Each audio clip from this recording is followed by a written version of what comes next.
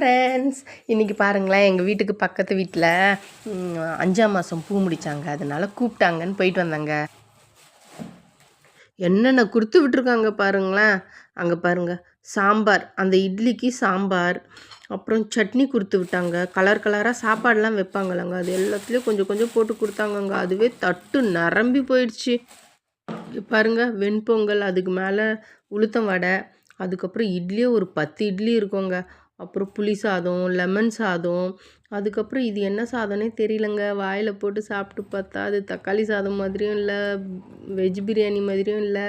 அப்புறம் தயிர் சாதம், சக்கரை பொங்கலுங்க, எல்லாம் கொடுத்து விட்டாங்க. அது இல்லாமல் அந்த பை நிறைய பாருங்களேன், அவ்வளோ வாழைப்பழம், அப்புறம் ஆப்பிள், ஆரஞ்சு. அங்கே பாருங்கள், வெத்தலை பாக்க பாருங்கள், ஒரு கடையே வைக்கலாம் போல் இருக்குங்க, அவ்வளோ வெத்தலை பாக்கு.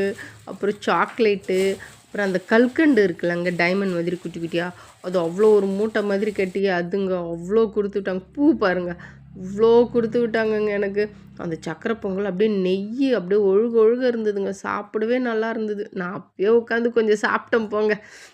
இதுவே எங்களுக்கு டின்னருக்கு ஆகிடும் போல் இருக்குது. ஓகே ஃப்ரெண்ட்ஸ், பா.